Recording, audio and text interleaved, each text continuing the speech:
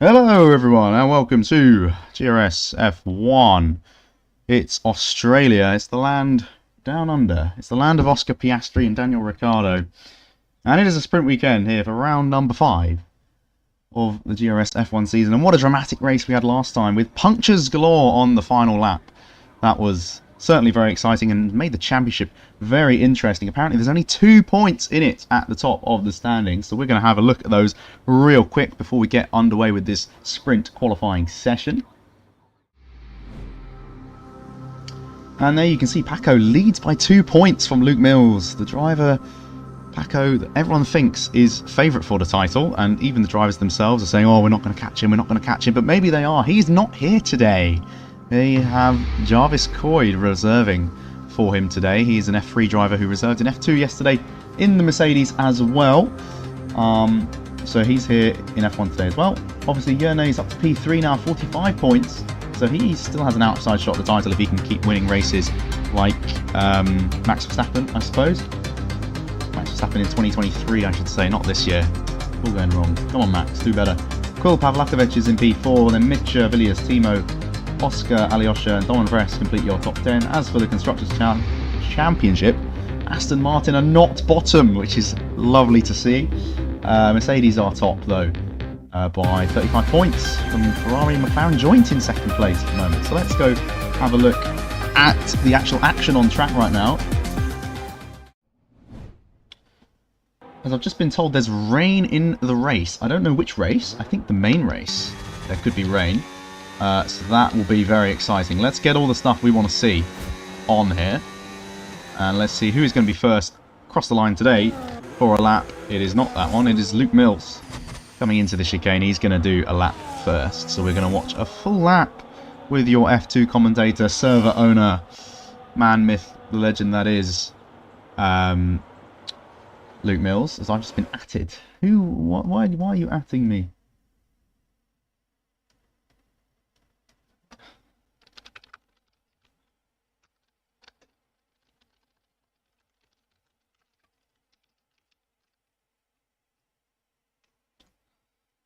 Anyway, Timo is asking about strategy. Oh, Timo.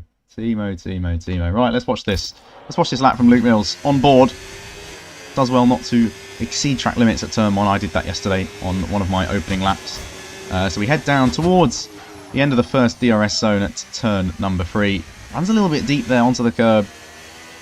But this is, of course, a medium tyre run, so personally I'll be interested to see if he beats my time from yesterday, which I'm going to reference a lot in both of these quali sessions, because it is the most confused I've ever been in an F1 game. Purple sector 1, because he is first to cross that timing beam. And we now, let's see what the straight line speed of this Ferrari is. 204, 205 mile an hour. That is, I don't know if that's faster than what I was. I have no idea. There's a Williams in the way here. He might need to get out of the way, and sort of does on the left-hand side. Going to be passing a Sauber there as well on the way into the start of Sector 3, this tricky right-hander. Don't want to hit that red curb, but also don't want to get the grass on the left on entry either. Through the flat-out right-hander section. I don't know if he was flat-out through there. And into the final couple of corners. And up to the line. Decent traction out the final corner. And let's see what it is. Opening time. Oh, he's beat me. He's beat me by a 10th. I can't believe it. And Oscar's beaten me as well on the medium tyres of a 15.6. Who else perhaps is going to be beating me? Lex Hodd is actually starting a lap. But Yerne is not invalidated his lap. That is not good. What about Arjan in the Red Bull? Callum Morris as well. As Matthew Bailey does a 16.5 to go P3 for the opening run of sprint qualifying here. Yeah, so we'll talk briefly about yesterday and my, well, confusion. So I practiced some SQs on soft tyres, as you do, right? I did a couple. My best time was a 15.5, but that wasn't the best of laps. That, you know, if you put the sectors together, I could do a 15.4, right? So we'll take that, as Callum Morris does a 15.9. He was racing yesterday as well, reserving up again today. Arjan 16.2. New driver as well here is Cohen. That is their actual name, so that's good that that's in the gamer tag. Very helpful. Let's have a look at Tyler coming through. Running out of battery at this point, surely. Anyway, you do your practice on soft tyres, right? And then obviously in the sprint you have to use mediums at the start because you only have one set of soft. So I went out on a medium tyre, banged in a lap, and it was a 15.7. And I was like, oh wow, that's pretty good when I crossed the line. That's pretty good, 15.7. Wow, it's only 2 tenths off my soft time. That's pretty good. And then nobody beat it for absolutely ages. And I was like, oh, okay, what's going on here? Because, you know, I'm this season terrible at this game for some reason. And I think the reason is down to tyre wear, I think. Because it's clear I have some pace, is what we found yesterday, as Quill goes P6. But I'm going to carry on this monologue, in case anyone's interested. So, anyway, second run on the soft tyres in that sprint quali session. I think I made a few mistakes, but I matched my time. I did a 15.7 again. So I was like, okay, whatever, fine. That was a good session. We go to the next session. My first run on softs, I invalidate at T1, so I go around again and basically set the same time as I would have done. I don't know, I do like 3 laps in a row on softs or something and set like 15 or 16.1, 16.1. And I thought the 16.1 was good when I was going around. It felt good, but it wasn't good. So then final run I did a 15.9, but still it's 2 tenths slower as the new driver goes a 15.9 and Alyosha's gone fastest. But it's only sprint quali, so I don't really care. Anyway, 15.9 P9 on the grid compared to 15.7 P5 on mediums in the other one. And what I've concluded so far is that the mediums were just easier to drive. They didn't, I don't know, I was more slidey on the soft and I couldn't keep it on the road as easily. Whereas on the medium I just went for it on the first lap and it all stuck together. So next week in Japan, in the real quali, as Callum Morris is 2.5 tenths up going into the final sector here, I will be doing my final run on medium tyres regardless, because I want to do an experiment. And there's no point experimenting in practice when you're practicing against AI, because you don't have the same sort of hand jitters or, you know, pressure as you do sometimes in a league race. Callum Morris goes second fastest with a 15.6. He does beat my medium time from yesterday, but still, my medium time, look, that's P5 in F1 at the moment. Like, what's going on? You know, what's going on? Anyway, Villiers through the final corner. Not even the final corner, but ultimate corner. Not even that. Third last corner and into the gravel and into the pits. I think that was intentional, but I'm not sure. No, it wasn't. He doesn't have a time on the board.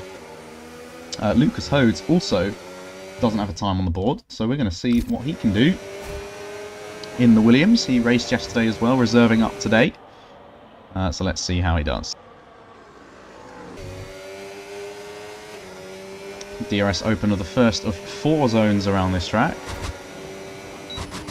Pulls to the left-hand side. Heavy braking. This is looking pretty chill, pretty relaxed so far this lap. Not much attacking going on, but is it fast? As we head towards sector 1, he's not using overtake. What is going on? It's 26.6. It says purple, but it can't be purple, and he's invalidated his time. So that is enough of that. Callum Morris has also invalidated his time. He will have to recharge the battery or go into the pit lane, and that is what he does.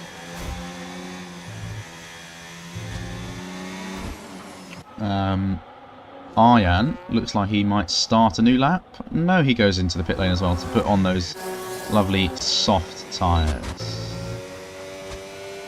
So the first driver to set a lap on the soft tyres will be Timo van Haften. He did tell me he's only going to do 1 run in this session. But as we've seen, he's already made a grave mistake by picking the soft tyres, and he's doing another warm-up lap. So, yeah, he's doing another warm-up lap. That is very strange. I don't know why you'd do 2 warm-up laps. Maybe he knows something I don't. So we'll watch Alyosha instead. The man currently fastest, 15.5. Fastest yesterday in F2 in the sprint quali session, I believe, was a 15.4 by Leon or Bayode. It was an RB12. So we'll see if they can beat that here on the soft tyres. Some people found 7-8 tenths, maybe even a second if you had a particularly scruffy lap. Others, like myself, found -2 tenths on the soft tyres. So who knows how it's going to be for these guys.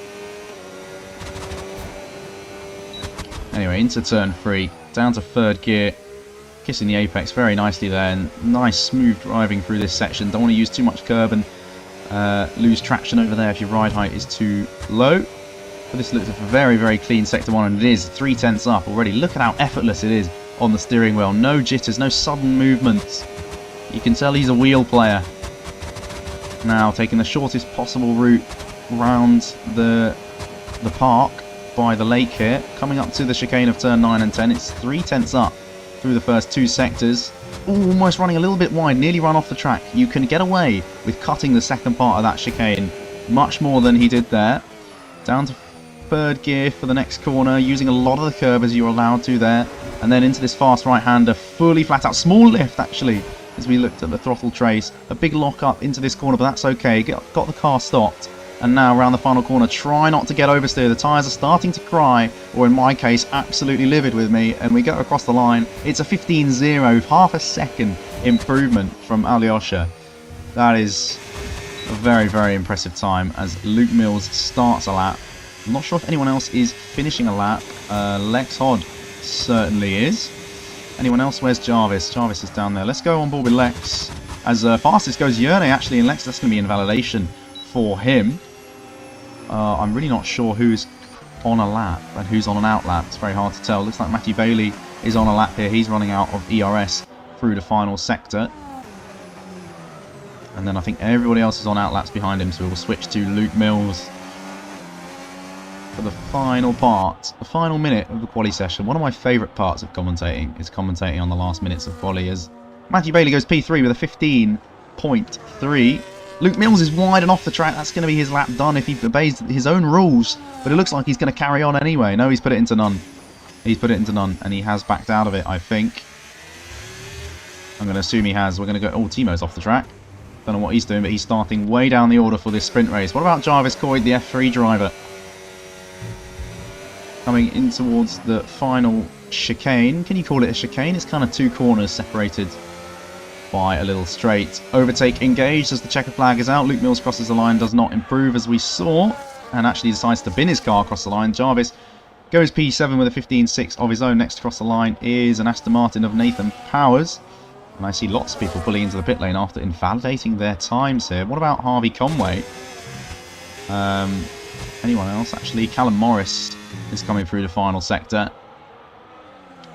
Everybody pulling into the pit lane or retiring after invalidating their final run, as we've missed the Aston Martin of Cohen. Debut driver going P4 with a 15.4. Callum Morris beats him also with a 15.4. Next up is one of the RBs, which is Oscar McCracken. He goes 4 with a 15.3. What about Harvey Conway? I'm clicking the wrong buttons yet again. 4/10 up for himself. This could put him into that top 10 quite comfortably, and it does with P7. Lex Hod next across the line. He's 5/10 up, finding lots of time on this soft tyre. The 2 Williams will be next of Villiers, and Lucas Hodes goes P14 with a 16.0 as Villiers goes P6 with a 15.4. That is it as Arjan goes P7. Everybody has crossed the line. There is your qualifying for the sprint race. And it's a McLaren 1-2 with Yerne ahead of Alyosha. In P3 there, Matthew Bailey in the Alpine. Recently moved to Alpine, I believe. The driver moves this season are very confusing to keep track of. Luke Mills doing a medium strat. I know he invalidated his final run, but it's nice to see. Anyway, Oscar, again, what a driver. P4, Callum Morris P5, Villiers keeping up his good season in P6 so far. Then Arjan Cohen on debut in P8, Harvey Conway P9, Luke Mills 10th, and there's the rest of your grid. And here is your race director. Not that we actually need to see that, but there you go, McLaren on top, and Finn is very happy about that. In the chat, Quill is very happy. It's his best grid position apparently, so that is good for him. I'm just checking on some Wimbledon tickets, if that's all right. No, they're not selling quickly at all. Don't worry. No need to stress. Right. Let's have a quick look at what's going on in the pit lane. Another one of my favourite parts of commentating. So, Luke noted yesterday that that guy is facing the wrong way above the Ferrari garage. So we're going to look at some other things going on in this pit lane. Only 3 people. Although saying that, I can see a couple more further down above the Haas garage. There's some arms flailing about. And then, of course, on the very top, we have a whole row of people very enthusiastic about this sprint race. In fact, even in the background near the Tag Heuer, you can see that grandstand very full down there, just above the safety car. That's good. Anyone static and motionless? No, the guys on the McLaren pit wall are moving, I think. Even the guy closest to us. Very good. Very good. Nice chrome McLaren front wing there in front of Alyosha's garage. Garage, I don't know how to say that word. Here we go then. The 5 red lights are coming on. 3 lights, 4 red lights, now 5.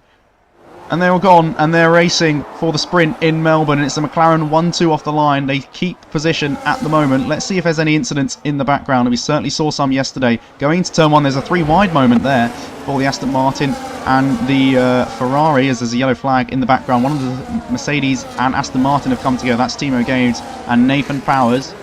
But apart from that, at the front, it all seems very clean.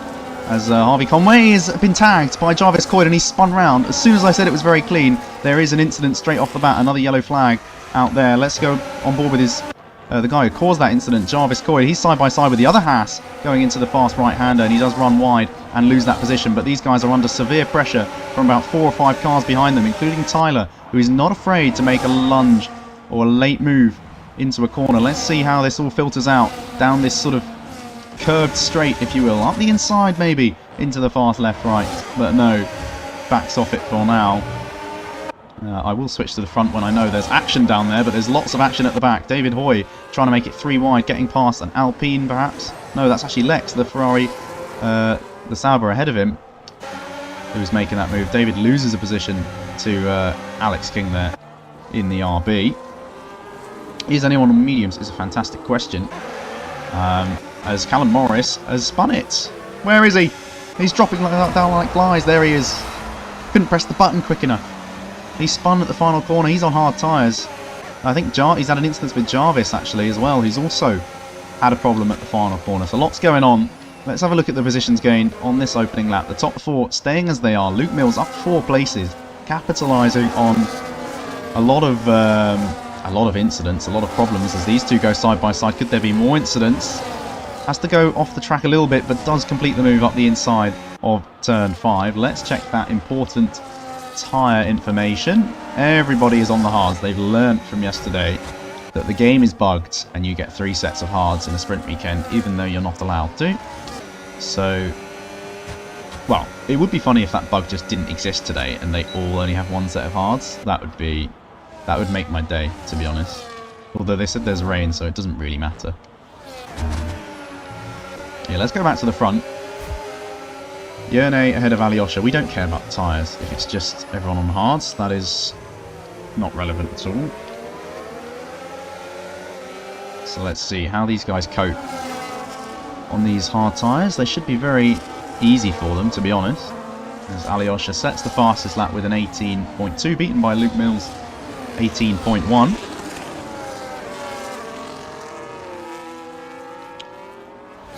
Let's have a look at this timing tower. Where do we think is going to be some moves? Maybe down P7 Ian. Actually, it looks like Luke on Villiers might be one trying to make a move. He looks quite close to the gearbox of that Williams. As Jarvis and Callum have boxed to fix their front wings after some tangles on the opening couple of laps. Anyone fancy a move into the fast chicane? We've got a DRS train from 1st to 8th at the moment, and then another one from 9th to 15th. So nice 8-car trains everywhere. What a great camera angle that was. I will use that a lot more. Let's see if Luke can make a move here, or maybe the other Ferrari. He's under pressure actually from Lucas Hodes, trying to go around his outside. Is he going to be left room? He was, but he didn't quite have the momentum to pull that one off. Someone who does have the momentum is Harvey Conway going up the inside of Timo Gaines. Or was it Timo Gaines going around the outside? Because he's got the momentum and the grip to pull that one off. And go up into 16th, 4 seconds back from the next car. A disappointing opening few laps for them. That will make it difficult to close up. DRS very important on this track, of course. 4 DRS zones to exploit around the lap. So once you lose that DRS, you are in trouble.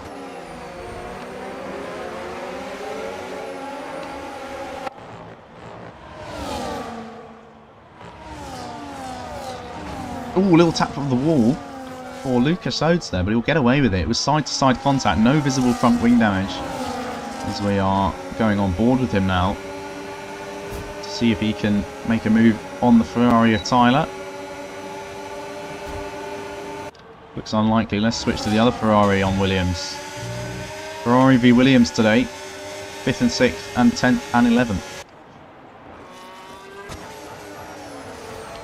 Move isn't quite on there. What about Harvey? Can he get back past Timo? Of course, with that lack of DRS for Timo, it's going to be very hard for him. As I said, unless he's proving it, Harvey's thinking about a move up the inside, and he nudges Timo in the back just a little bit. I think he backs out of it eventually, realising he didn't have the braking performance to get past on that occasion. Let's go have a look at the rear wing of Yerne at the front. Keeping that gap steady to his teammate of about half a second. In fact, the whole top 5 or 6 separated by that half a second. And even Luke Mills in P6, constantly around 3/10 from Villiers, but can't forge an opening when they all have DRS. Speaking of forging an opening, it's Alex King up the inside of Lex Hodd. Is there going to be room left on the inside of the next corner?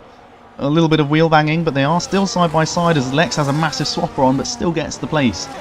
And maintains position up into P13. Quill is up next, but he might not be have DRS. And that means Alex is going to be very, very fast here. Down the straight, already before the DRS is opened.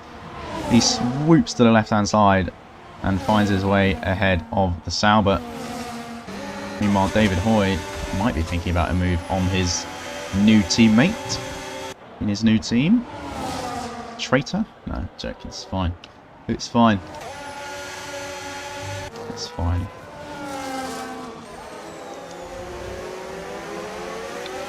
Harvey has got past Timo Games, or has he? Around the outside, a little bit of barging onto the grass perhaps. I think they both kept in track limits, and it looks like Timo's holding on to that P16 for now. Up at the front, Matthew Bailey is 4/10 behind one of the McLarens. He might fancy a move. Luke Mills also will fancy a move, as Villiers has now lost DRS. And to the outside goes Luke. I've just realised I haven't had telemetry on this whole time. And an easy pass in the end, as we see into turn 1.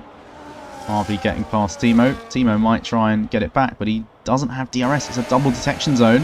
Is he going to go for it anyway? No, he does back out of this one. Arjan is next to try and overtake Villiers. We'll see if he can do that, or will Villiers' pace be able to stick with the Ferrari? Gap starting to close up in certain areas now. Field is spreading out and condensing in certain places. Zaryan gets a poor run and probably won't be able to make a move on this occasion, but another train of cars that might be making a move is Quill, as Lucas must have made a mistake there because he's lost 2 places on the exit of that chicane, and he's hit the grass there as well. Very easy mistake to make in that corner, easy to lose the rear by tagging the grass. So the Haas of Andre Campos here, holding up 5 or 6 cars behind. Points up to P10 for the sprint race. As Callum Morris gets a 3-second time penalty. Of course, he is down the field. It doesn't really matter. His time penalty is in the background. We see Lucas pulling over. I don't know what he's done there. As Alex King goes deep and lets Quill by. Unfortunate for him. Yeah, also Matthew Bailey has got a penalty. I didn't see that pop up, but that's going to be critical for him. He could lose at least 2 positions at the moment, if not 3 or 4, as Lucas Hodes is round again, having severe issues on these hard tyres after only 7 laps here.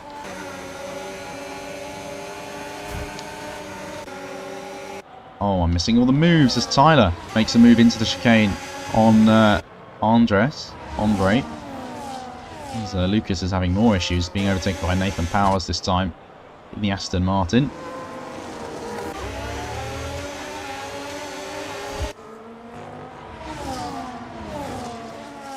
Let's see if there's going to be any moves up at the front as we go on to the third last lap here. And Oscar McCracken has held on to DRS of the top 4. And also Villiers might think about getting the place back on Luke in the closing stages of this sprint race.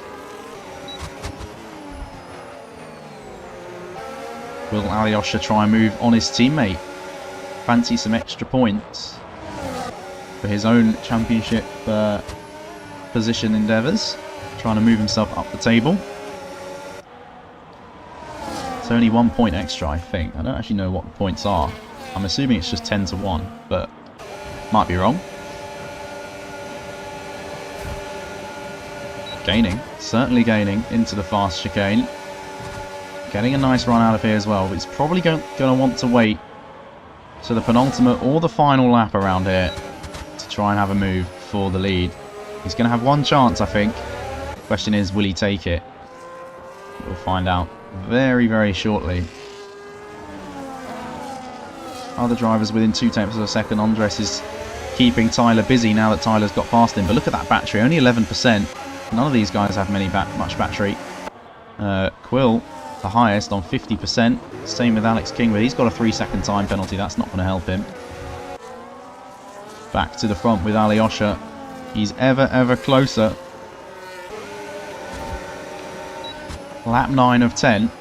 Did we see a collision between the McLarens? We'd like to see that in real life. Would we like to see it in the game as well? I think so. As Quill gets past Andres, there's a yellow flag around the final corner, and there's a Haas going up the inside. Little bit of contact, and actually gets a swapper on. Now he's going to lose a place to Alex King.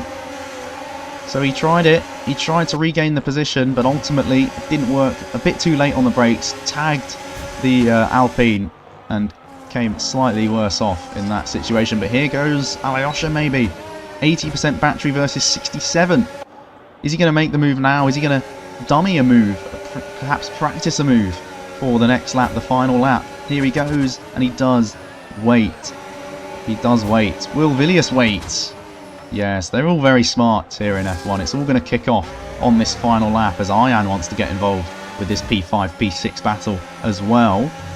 And also lots of battling down for the final points place in P10, currently held by Kul Pavlakovic. Anyway, back to the front. It's the final lap of the sprint race. Which McLaren is going to win, or maybe, I don't know, they all take each other out and Oscar McCracken wins. Although, looking at this, it looks like Yerne's put his foot down. 0.6 the gap at the moment. Is that too much? To reel it back in as there's Williams off and resetting to track as well, we saw on the minimap. That's Lucas Hose. He's having a poor race. Hopefully he can fix those issues for the main race. That is, of course, one benefit of the sprints. It's a little mini practice session, especially if you're down, you know, P13 downwards. But yeah, look, 7.5 tenths, 8 tenths. He should have gone for it on the previous lap. Yerne's burned all his battery here because it was predictable that he was going to have a go on the final lap. And I don't think Alyosha is going to be close enough. No, he's not. 0.6 of a second. That's far too far back. Any moves down the field into this corner, perhaps Ayan might have a go. As there's a yellow flag for Aston Martin. No, Ayan's too far back as well. And as I said, it was all going to kick off on the final lap. I couldn't have been more wrong. Could I be more right? Lex to the inside. Here's it going to kick off on the final lap. Up the inside of a Haas. And into the gravel. It has kicked off. He's outbroke himself and he's going to be passed by David Hoy as well. No, he got an illegal overtake. Anyway, back to the front. McLaren 1-2. Big boring result there. But well done, Yerne and Alyosha in the sprint. Oscar McCracken rounds out the podium in P3. Luke Mills takes 5th. Villiers and Ayan close behind in 6th and 7th. Cohen on debut takes 8th.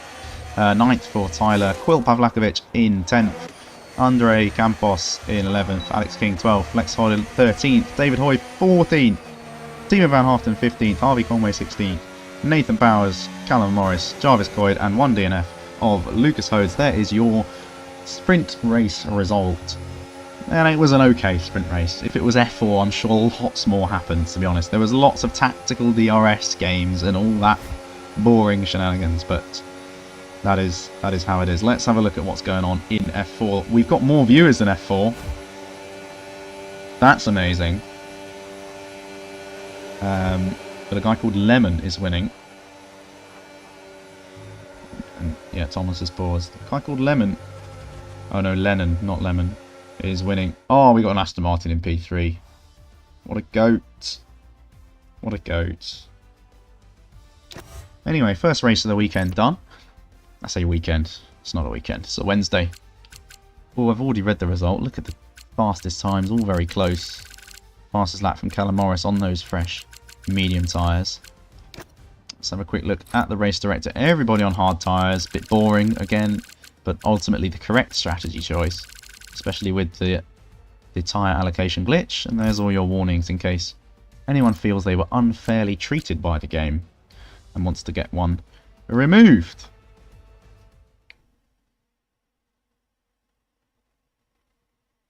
Luke Mills said he decided to do a top 10 respect moment and back off his lap after going off track.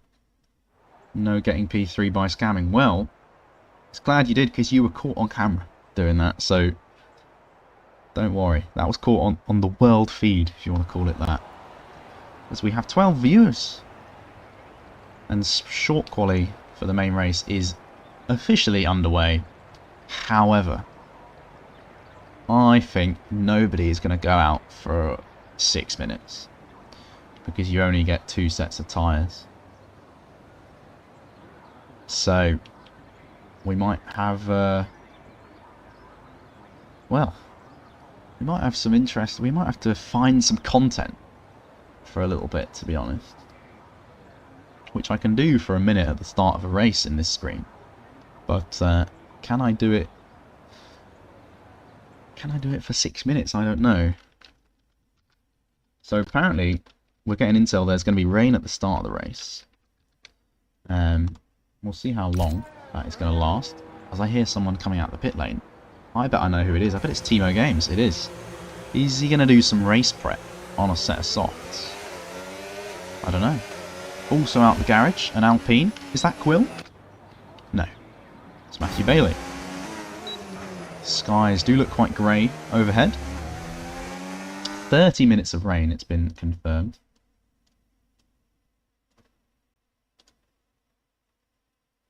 Okay.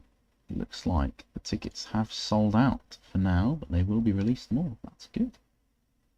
I'm impressed. I don't think I've messed this up. Alright.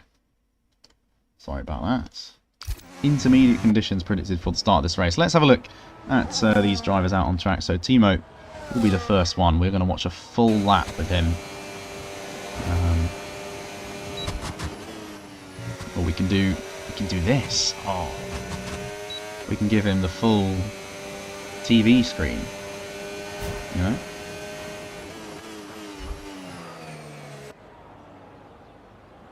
So, cooler temperatures for this quali session may help some people, I don't know.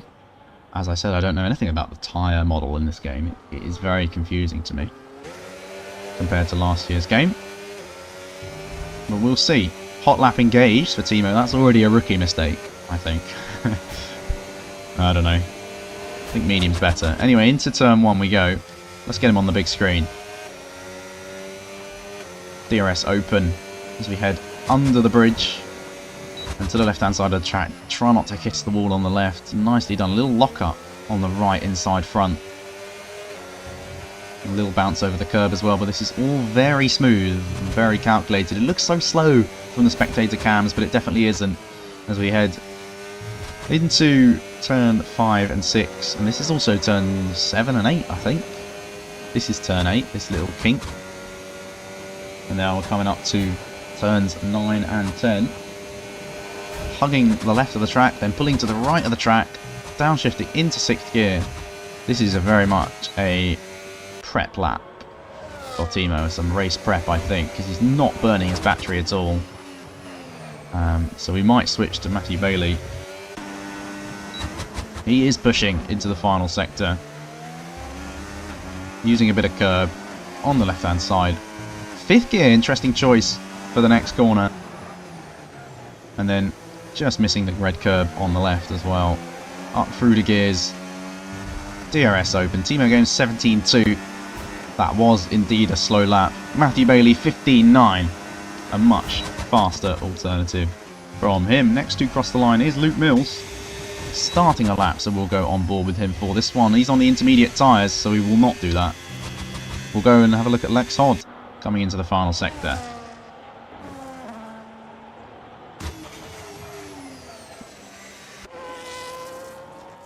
It looked a little bouncy, the ride over that curb. Another driver choosing to use 5th gear through the fast right-hander off turn... oh, I don't know, 12? I think 12. I drew a track map, but it's upstairs. I left it. 16.2, opening lap of this session for Lex. Let's have a look at Timo's teammate Jarvis. He's on a lap. Callum Norris is also on a lap behind him. Everybody else on out laps, or have already set a time. Actually, no, Luke Mills is ahead of him, isn't he? He is. Let's get the lap data on. What about that? Oh, he's on the inters.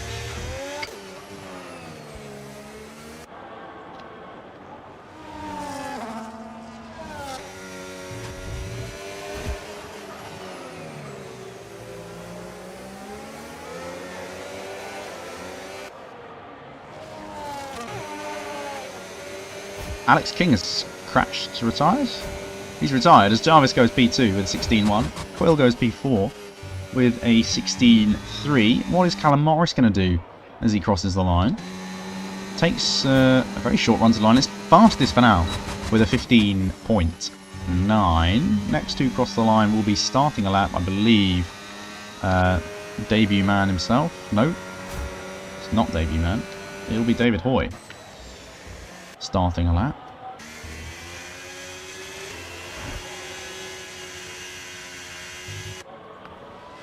So let's see what the F2 driver can do. Former Aston Martin driver, of course, recently moved to Kicksauber and scored some points in both races yesterday. One of the few drivers to do so, I think, actually. I'm not sure, but yeah, we'll see. Anyway, what's his first lap time going to be in this short quali session?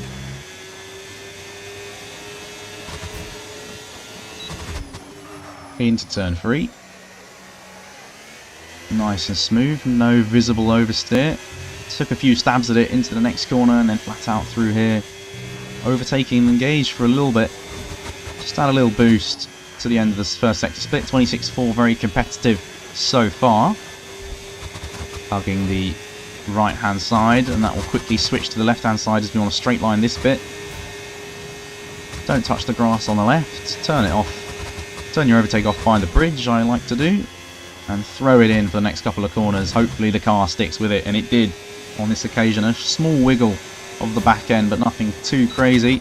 Now into the final sector. Don't go too far to the left hand side. You'll get on that thin strip of grass and spin your car around.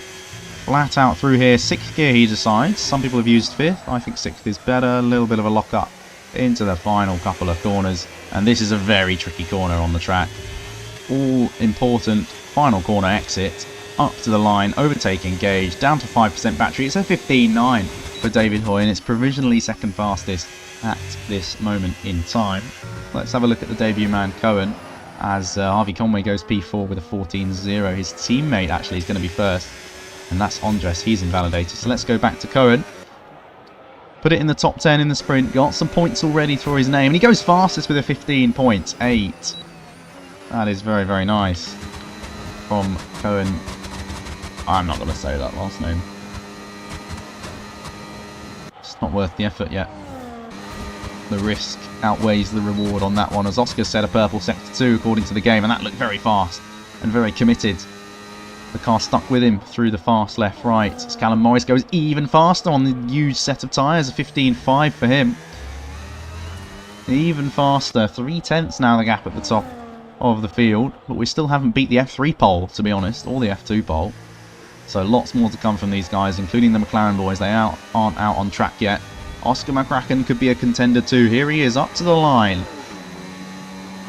It's a 15.5 also for Oscar McCracken. Not bad, not bad, but what can Alyosha do? He's done a 28.2 middle sector. That's 2/10 quicker than what David Hoy did, who's currently P4. So he should easily be in the top 3 with this lap. Purple middle, it says. 40 something .3. It was. This is a Mercedes getting out of the way on the track map into the final sector, using all of the track there and on the exit as well. Really good use of the curb. Decides to have a small lift, but nice and smooth through that corner, and really looking after the tyres well on this quali lap as the Mercedes gets out of the way on the right hand side through the final corner. No wheel spin as well, no twitching. This is going to be a very, very fast time for Alyosha. To the top of the times it is, with a 15.3. What can his teammate do? Can his teammate pip him? Round the final corner he goes. 5% battery, 15.1, 2 tenths faster than his teammate. And I think that is everyone for now who's on a lap. We have some drivers starting laps. Bit of a weird session this, in terms of timings of drivers' runs. But let's go and have a look at Lucas Hode's lap time for the rest of this session. Look how close that was from the wall, from the off-board shot. So let's go full off-board camera for this lap, actually, see what they're like as we see the Mercedes ahead of him. Hopefully that will get out of the way. I think that's Timo Games. Is he on a lap? No, he doesn't do laps. We know this. Timo loves to do race prep in a quali session. Anyway, through the fastest part of the track here, 205 mile an hour, 43.4. That's pretty competitive. And then he's run wide and into the grass and into the gravel. Is he going to carry on his lap, or is he going to do what Luke Mills did and back off? It looks like he's going to finish the lap anyway, but he would have lost some significant amount of time through there. That's the car now into 5th gear for the fast right-hander, and then down into 2nd for the left, up through the gears. Any rear sliding can we see from the off-board? Looks pretty stable to me. Into the slipstream a little bit of the Mercedes, and crossing the line he goes. It's a 15.9 for P6 at the moment on the road. As Ian goes P5, actually. Goes P5. Tyler and Luke, I think, might be going again. Luke certainly is, because he didn't get a clean lap on the board before. He was on the intermediate tyres. Now for his first run on the softs. Around the final corner with plenty of battery to burn to the line, 25%. And that quickly gets depleted. Crossing the line he goes to put him 3rd fastest with a 15.5. His teammate only P14 for now with a 16.3. Nathan Powers is one of 2 drivers yet to set a time. 3 if you include Alex King, who's decided to retire from this session. I don't know if he did actually put it in a wall, but he did retire from this session a little while ago. So he will be starting at the back, and Nathan Powers will be starting from, at best at the moment, P14. Villiers getting out of the way, but I don't think anyone's on a lap, to be honest. So I'm not sure why you're getting out of the way.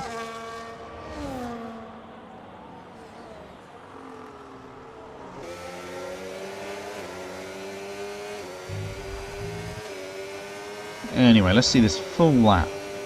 Villiers Lastauskas. Is that how you say his name? I think so. And he's invalidated at turn 1. That's a classic. Is he going to carry on and complete this lap, or does he have the fuel to do another cooldown lap and go again? I'm not sure. I'm trying to see how much longer is left in the session. But of course there is a yellow flag on track, so that means we cannot see the session timer.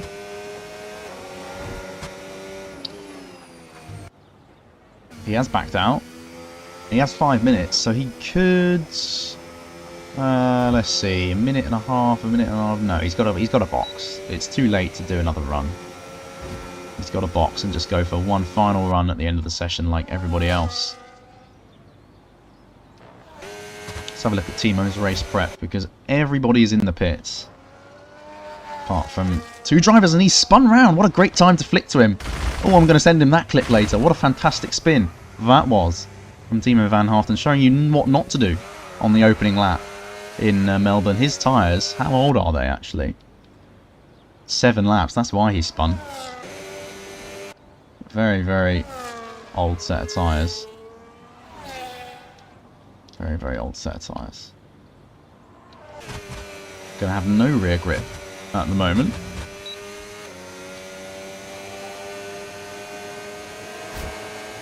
How's F4 doing? How many viewers have they got? 12! Oh, it's close. The viewership is close. The chat is much better in F4. People are talking. People are having a chat. No one has a chat in F1 chat. It's the least active chat of all the chats in the stream. F3 is clearly the best, because you get 25 viewers, you get all tiers watching, try and do their research, having a yap about the opening race of the weekend. It's very good stuff. Anyway, Callum Morris is on an outlap, we've missed that. He's already halfway through it. So let's go on board with a full lap for his pole position attempt. He needs to find half a second, really, to have any chance of a pole position, but he can certainly solidify himself in the top 3 with a good lap here.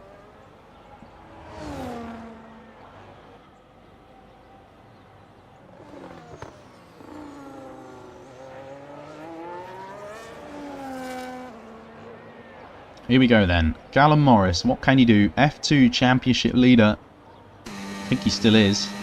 Let's see what he can do. Down into turn 1. Almost invalidated, it looked like, on the exit. But nice and clean. He's got through the first major obstacle. Now for the rest of the lap. Nicely hooks up the apex there. A little bit of a lock up as he went into that corner too. Could change of direction as well. Slams the throttle. Little dash of overtake for the first sector. 26.0, that's very, very fast for an opening lap. It says purple, but we'll see if anyone else can beat a 26.0. What are the other first sectors coming in? Anyone else doing a first sector? No, it's just Callum on a lap at the moment. Let's go back to him. Let's see what his middle sector is. We'll try and remember this. 43.0, a tenth and a half up. So he's still going to need quite a bit more if he wants to challenge the McLaren boys. This could solidify himself, as I said before, in that top 3. Which would be a very, very good job for the F2 driver. 5th gear he chooses through here. Slamming the revs.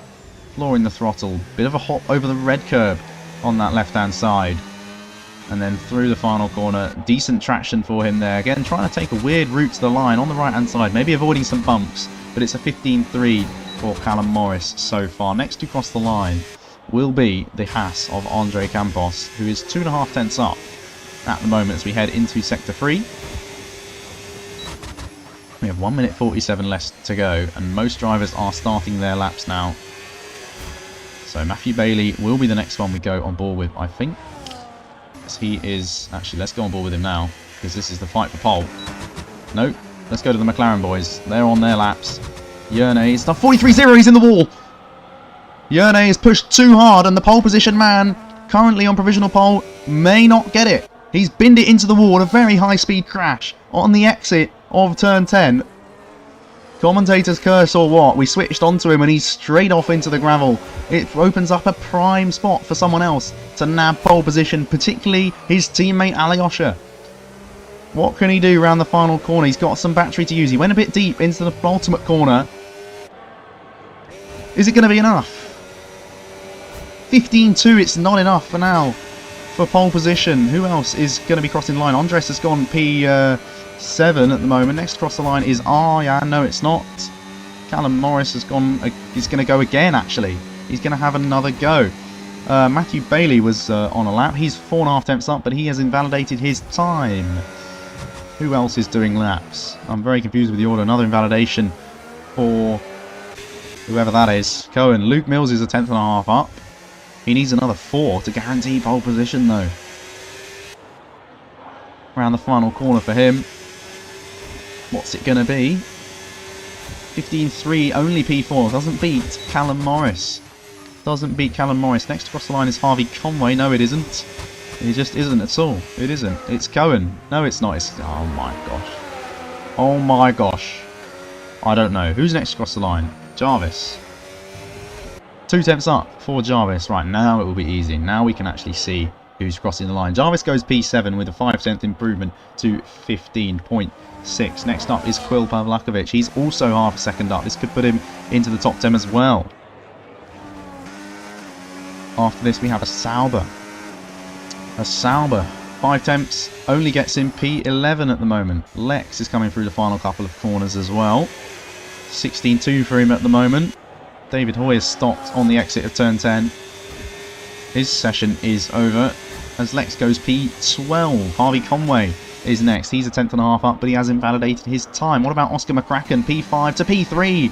still can't beat the McLarens, despite one of them being in a wall. Vilius Lastauskas is around the final corner too. Where will he put it? As I think Lucas Hodes has popped up to P7 while we were watching that. And his teammate joins him on that row in P8. Tyler is next across the line in the Ferrari. He's 4.5 tenths up himself. This could put him into the top 10. Only 15. It's still under a 16-0 though. It's a 15.9 for him. And finally, Timo Games, 9 tenths up, but only 11th fastest, 15.6. Very competitive grid at the moment, I've got to say. As Nathan Powers has popped at P10. When did he do that? I have no idea, but he did that at some point. Because he's appeared out of nowhere. There's your grid. There is your grid for the main race. It's another McLaren 1-2. Despite Yerne putting it into a wall and opening the door for others. And you think if he didn't put it in the wall, he could have gone so much faster. He set a 14.9 in the sprint quali. So, yeah, we'll see. Well, yeah, I'm interested to see what he could have done. I'm interested to see why he was 2 tenths slower, but I was slower, so who knows. But yeah, McLaren 1-2, Yerne, Alyosha. Then we have Oscar McCracken P3, Callum Morris P4, Luke Mills, Ian in 5th, Lucas Hodes 6th. No, I've completely messed that up. Luke Mills is in 5th. Ah. I'll read it out in a moment. Callum Morris is not happy with his qualifying yesterday, but he's happy with his qualifying today. P4 for him, 15.3, very competitive stuff. As we already said, Luke Mills 5th, Ian 6th, Lucas Hodes and Vilius, the two Williams, in 7th and 8th. Jarvis and Nathan Powers on the 5th row, followed by Timo Games and Andre Debut Tont Cohen in P13. Quil Pavlakovic, Lex Odd, Tyler Witz, David Hoy, Matthew Bailey, Harvey Conway and Alex King, and then there's some race director here if anyone wants to see that as well. Oh, we did it all in time. Fantastic stuff. We did it all in time. So where's this rain then? Where is this rain? I would like to know. Oh, there's loads of tickets. Who said there were no tickets? What am I talking about? Yes, I'm checking Wimbledon tickets against Reading. Reading away. I'm waiting for them to unlock the block behind the goal. It's all very important. But anyway, we have some wet weather here.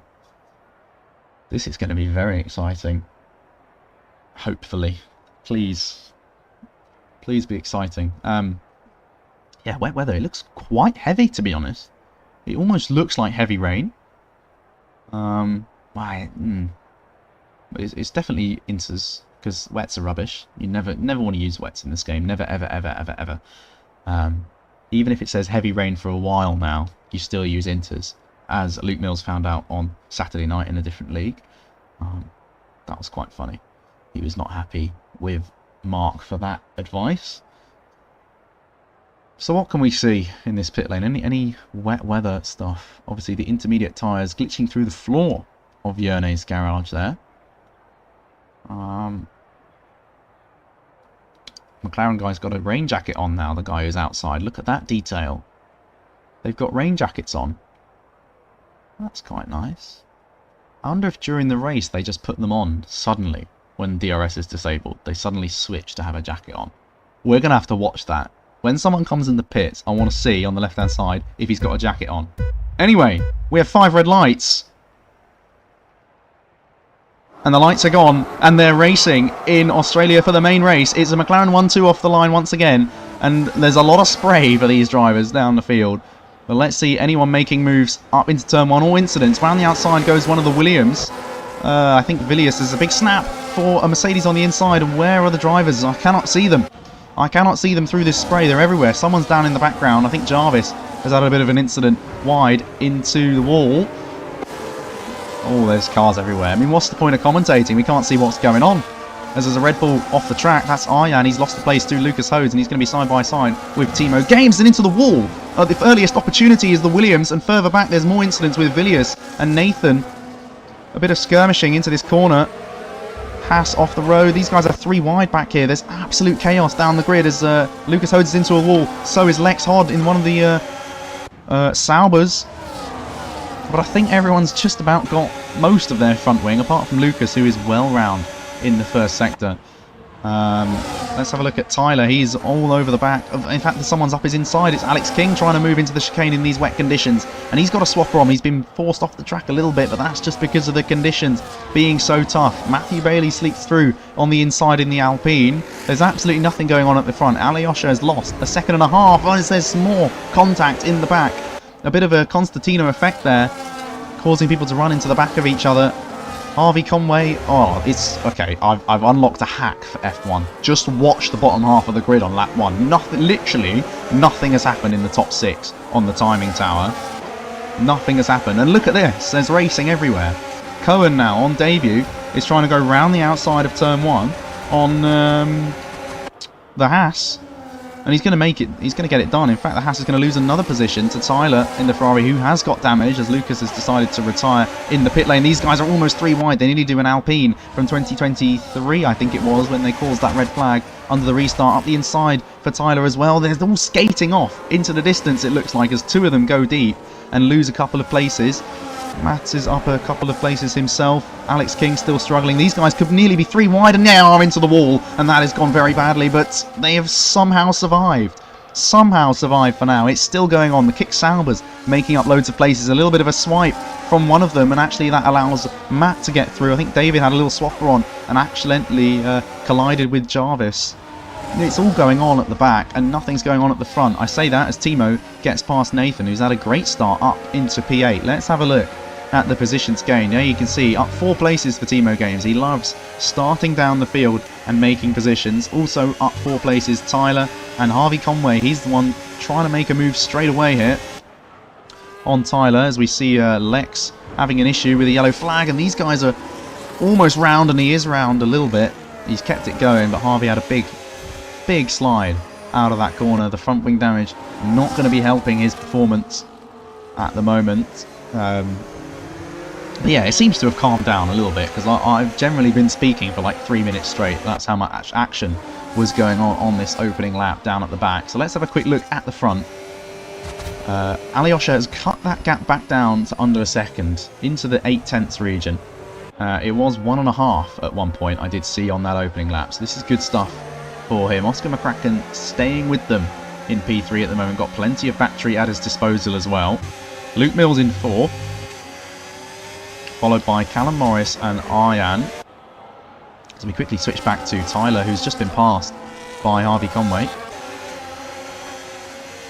Look how much they have to feather the throttle to not hit the wall with that wing damage. And actually Tyler's now under pressure from Matt Bailey. Holds on to it on the inside. Can Matt do the switch back and find the little bit of room there is on the inside there? I pulled off a great double overtake there yesterday as people were forced off the track. Ooh, there's no room there though, is there? Or at least Tyler didn't want to make room for Matt to slip through on that occasion. And it looks like he's going to wait for the heavier braking zone at the end of this next straight. Got plenty of battery to use, but obviously no DRS in these conditions. Can he make a move? He's going to have to go to the outside. He switches to the inside. Finds a bit of late braking, but not enough late braking to force the move on Tyler, who runs a bit deep and gets the swapper on. And runs wide again with that wing damage. Matt pulls alongside and tries to go around the outside of this next left-hander. Closing off the entry to the pit lane. Superior grip, superior front wing, and he is through. And actually there's a Haas also slow out the next corner. He could make it a double move. He does, as Tyler looks eager to pounce back though at the earliest opportunity. I don't think I've missed anything up front. If I have, you're welcome to screen at me. Yes, it is. Red flag conditions, I agree, is far too wet. The visibility is shocking, as we saw from the opening lap, and that's a Haas into the back of the Ferrari, giving him a little bit of a bump draft. Oh, that's not what a bump draft is it? Oh, more contact, but I don't think any more damage for these two guys. They are still battling over P14 and 15 at the moment. We will go and switch to something else if something else does happen, I promise, as they all 3 run off the track and probably get a track limits warning at that fast right-hander of turn 6, I want to say. Looks like Jarvis might be one to pounce. Does he have wing damage? No, he's got a full front wing. So Jarvis could, or will want to try and get through these guys as fast as possible. Obviously the rain's still falling as Jarvis bounces over the curbs. on the exit of turn 10, and Harvey's got a great run on Tyler, and he's going to go for it up the inside into this corner. A little bit of a lock up on the left front. Uses Tyler as a bit of a break, but gets it stopped in the end, and has the inside for the fast right-hander. It's not very fast in these conditions, and Tyler might think about sticking it up the inside, but no, the move is done for now, as drivers are starting to improve and set faster laps. But into the pits comes Harvey Conway, and nearly clips the inside pit wall. And does get it stopped in the end. Oh, they still have the raincoats on, right? I think so. Let's go have a look at the front. Let's go have a look at the front, because somebody, Sam, has told me that Timo's caught up, and he has 7/10 the gap to Arjan. Let's have a look at their fastest lap to see. 31.0, he's caught half a second on that previous lap, as Alex King sets the fastest time with a 30.8. Yellow flag. I don't know why there's a yellow flag. I don't think there should be a yellow flag. And it has cleared very quickly. So, race update then. Lap 5 and the top 5 are all within what would be DRS range if the conditions allowed it. Then we have a 3-second gap back to Arjan in 6th. And Timo's closely following him behind, trying to make an overtake. Needs to save some battery before he does so, however. Next up is Quill in 8th. And down in 11th, David has just made up a place on the man who replaced him. No, he didn't replace him. I'm getting confused with transfers. But a new Aston Martin driver versus an old Aston Martin driver is what I wanted to say. Down at the back, these guys are pretty close. But 14th and 15th, Tyler still holding people up if he can with that front wing damage. And Jarvis has made pretty quick work of him in that corner. Lex, look at the time gained through that corner. Look at the speed difference. But on the straight, Tyler, I'm assuming, deployed a little bit because he's pulled away quite a bit. So the key thing in this race is obviously going to be, when are we going to the dry tyres? And which tyre do you put on? I would expect a hard tyre if it's about halfway into the race. Which I believe is what we've been told. It will be about halfway into the race, the rain stops. And then hards to the end is a pretty simple decision. But we'll see if it plays out that way, as we have a retiree in the pit lane, I believe. I don't think he's crashed out the final corner.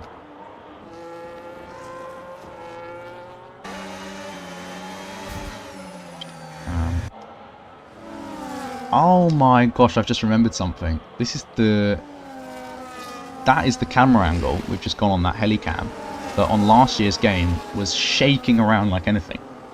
And they might have actually fixed it, because it looked quite good from there. Although it is hurting my eyes a little bit, that camera angle. As Tyler, ooh, is he going to be let through? Or not threat? Oh, what am I saying? Lex does get the position. Just the better front wing, really, the better grip. Able to sneak through on the inside. Also looking to sneak through is Timo, because Quill has caught up pretty quickly.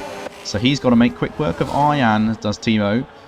Or he's going to be under pressure from the Alpine in that all-pink livery with a bit of blue in his wing mirrors. What an ugly sight to look at in the wing mirrors.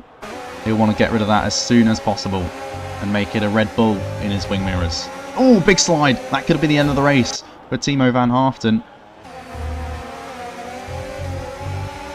Really pushing the limits. And, as I say that, drives onto the grass. And the Quill's got a great run at him, and he's going to try and go round the outside of the fast left-right chicane. Is this going to work well or end badly for these two? They're still side by side, and he does actually get ahead before the turn-in point. Quill, what a move that was. Ballsy laid on the brakes. Not that there is much of a braking zone there. I think Oscar Piastri did that to Lewis Hamilton in real life this season. And it looks like Quill has found a lot of pace in these conditions. The track is probably slowly drying out. Obviously the rain is still falling though. So, yeah, we'll see. We'll see how that goes. Anyway, the top three have spread out a little bit. And now Oscar is becoming a bit of a cork in the bottle here. Luke and Callum Morris, the drivers chasing him down.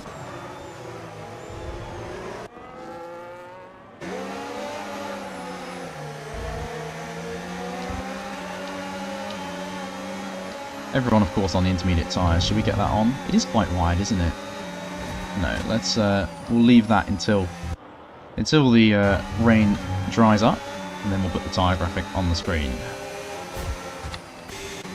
Tyler's into the pits. Alex King sets another fastest lap. Harvey Conway makes it a double Haas retirement in the pit lane.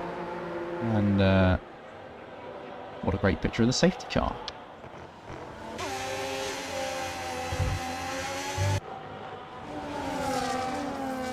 So Luke then on Oscar.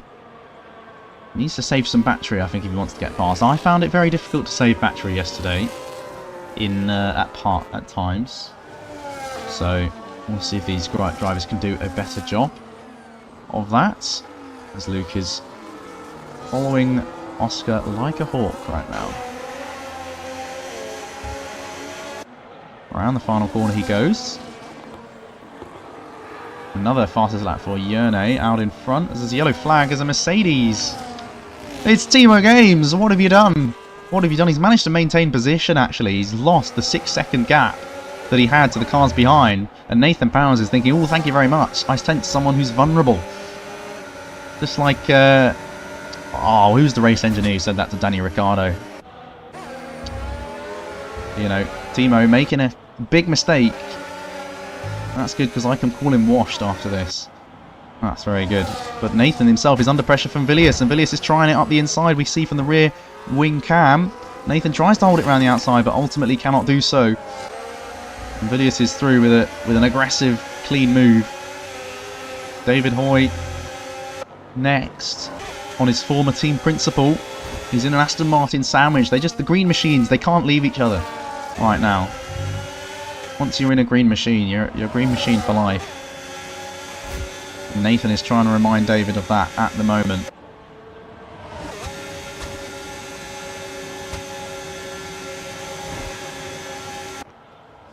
But ultimately, David does not quite have the straight line speed yet to close up. He does close up through that fast corner though. And this could be a chance to get past his former team principal. As further back, Matthew Bailey has made a move on Cohen. But David has to sit behind 4 now. Cohen may be struggling in these conditions a little bit. Down to 13th. Had a good sprint race, got some points, but the main race is struggling a little bit more here on debut. But still a decent debut for the Aston Martin driver.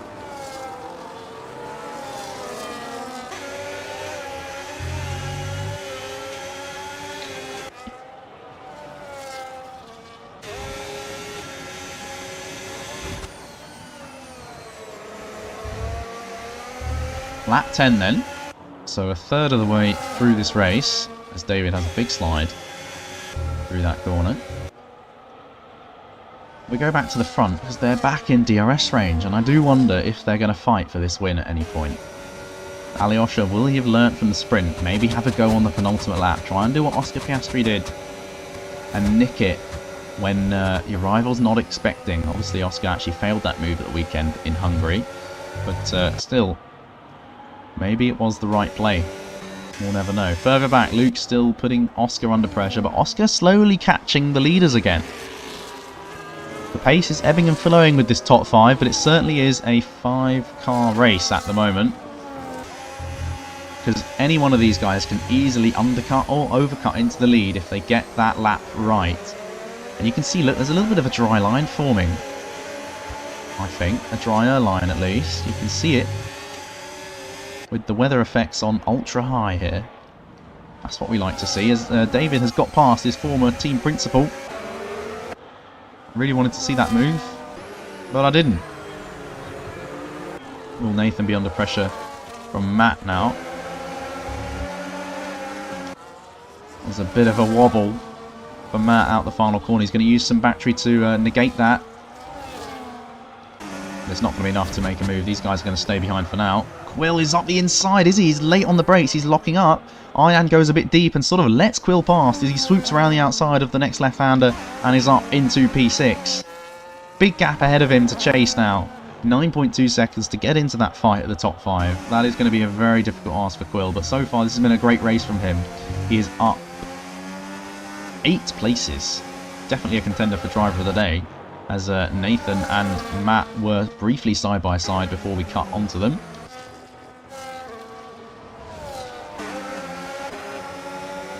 And actually, Nathan got back past Matt. No. Matt was behind. Oh, I don't know.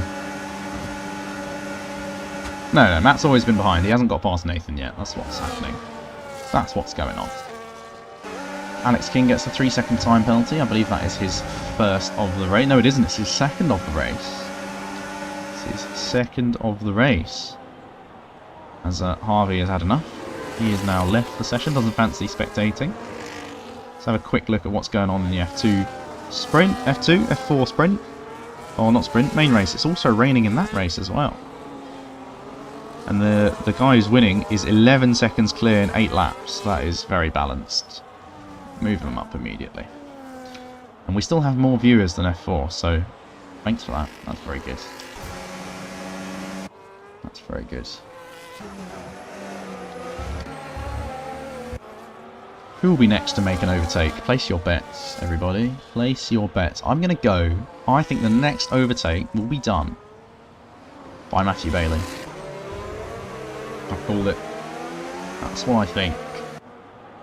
I know he's 7/10 back, but I think Nathan is going to just drop back a little bit and become more vulnerable. Is there a safety car? Why is there a safety car? Has anyone hit the wall? Oh, Alex King's hit the wall. He's lost the front wing. You can see the intricate details of his floor. Is Tyler, are we going to see some debris on the track? Where's he binned it? There is a safety car. I don't see any debris. Nobody's crashed out. But Alex King has put it into a barrier. And I think we might get some people on dry tyres, you know? Maybe not, because I don't know, the rain... Surely the rain's stopping soon. Anyone going to gamble for dries? Or a fresh Inter, maybe? The Inters will be pretty worn by now, 11 laps. It looks like everyone's staying out. Someone like, you know, if I was Callum Morris, I would have had a go in the pit lane on a fresh Inter. Or something. Here we go. Here we go. Right, what's it going to be? Dries or Inters? Intermediates. Fresh Inters for Quill. Fresh Inters for Aryan and Timo. Yeah, why didn't Callum do this? Like, he had a 10-second gap behind. He could have got away with only losing a position or two. Villiers stays out. It's clear they don't think it's going to stop raining soon. So that means definitely if Timo's doing it, that means the weather is at least 10 minutes away from stopping. Because if it was 5 minutes, he would have been straight into the box. I know Timo. As Alex King's got a drive-through penalty for speeding under the safety car into the pit lane. And I think he's had enough after that. Yes, he has. Yes. He definitely has. Yes. Interesting. Interesting. I think this is a really good move from Quill. He's only lost one position in the end. He's got a bit lucky that everyone else has copied him. Lex has stayed out. I don't really know why. He's up to P9, but now he's surrounded. Oh, we have a dry tyre. Yes, somebody has gambled for the dry tyres. It's worth it. You're at the back. You've got nothing to lose. Oh, and it's very twitchy out the pit lane. There's absolutely no grip. Is the rain still falling? Yes, the rain is still falling, but for how much longer? Maybe it is actually drying in like 5 minutes. And Timo just didn't want to take the risk because it's a league race and not a fun race. Well, it is of course fun, but you know. It's still raining. It looks very light though, very, very light. My favourite F1 race of all time, right, is Brazil 2012. Because it's the best. I think it's the best race of all time. Now, I didn't watch F1 in 2012. I started watching F1 in 2016. But over COVID, I just watched some, like, older races that were very good. And Brazil 2012, my goodness me, even though I knew kind of what happened a little bit, what a race. Insane. So, yeah, if anyone is a new F1 fan and has not seen Brazil 2012, you should go and watch it. Yeah, Timo, what are you doing? Get on the, Oh. You're right. You are right. It's going to take a while. Okay. Interesting. I like the gamble for dries from Tyler, but of course it doesn't always pay off, even if the rain is going to stop. Sometimes in this game, and in real life, it takes a while for the track to dry out. So we'll see. Anyone else thoughts on Brazil 2012 or favourite races? Oh, I think it's a good topic. It's a very good topic. It says 5 to 10 minutes. Oh no, I wouldn't risk it on 5 to 10 minutes. No. If it was 5 minutes and I was P15, I would risk it.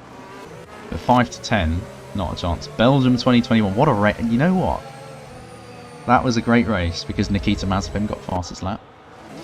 And that doesn't happen very often, if ever. So, you know, that's an iconic race. I sat on my sofa the whole time. I don't actually remember what I did. Probably not a lot. Because it was summertime 2021. Didn't have anything going on, really. There's Nathan going on dries. You know what we need to look out for? We need to look out for that McLaren mechanic and see if he's going to take his jacket off in the pit lane. Can we see it? The marshals have jackets on, but I think they always do. But he's onto the hards, and he's in the wall! Almost. No damage.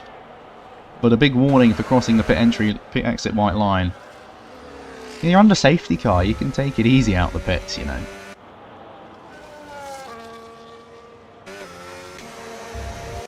So it's still raining here. Safety car should be in at the end of this lap, but Tyler is really struggling to catch up. I don't know if he's doing this deliberately. Let's watch on board with him as he's trying to cool his tyres by going off the racing line, which is interesting. I think he's probably just struggling, but yeah, he can't drive. It is undrivable at the moment. 2012, it was that Valencia. Was that Valencia? Because that is also a good race. Is that the one where Hamilton and Maldonado, was it Maldonado? Took him out.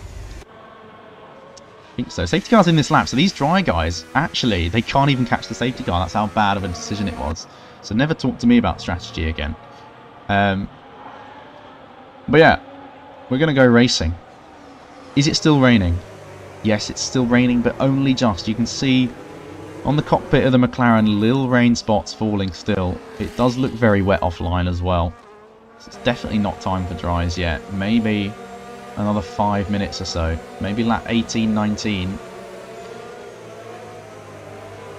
Maybe lap 20. Maybe it'll be a medium run to the end. Who knows? But anyway, Yerne leads the way.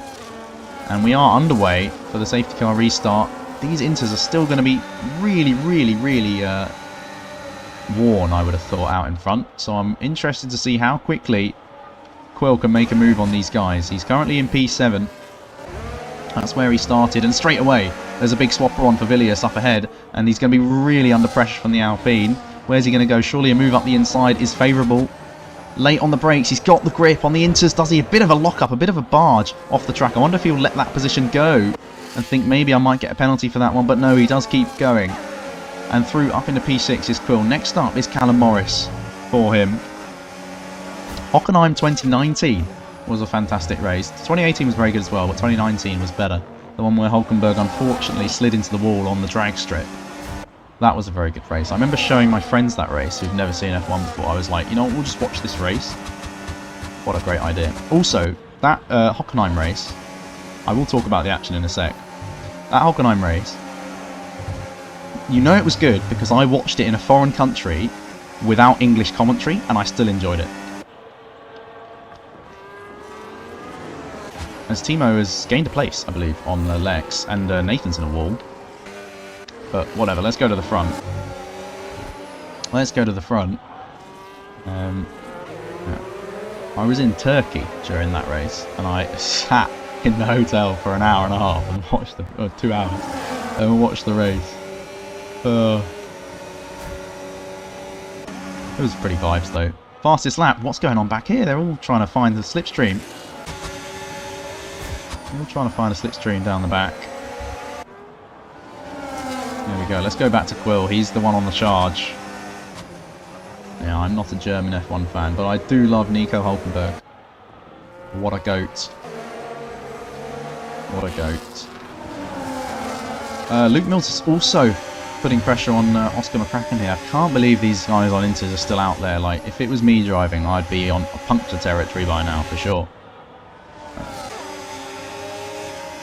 The rain has stopped as Tyler gets a 3-second time penalty. And look at Quill all over the back of Callum. He's going to go to the outside. Does he have the straight line speed to get it done here? No, he's going to have to wait a bit. There's another yellow flag in Sector 1 for Nathan on those tries. So I'm sorry if you were listening to me about strategy, but no, I don't know the weather conditions. I'm just taking a guess here. Is he going to go for a late braking move? No, he backs out of it. Doesn't want to risk the car, as there's some crunching in the background and the spinner. Timo and Ian around.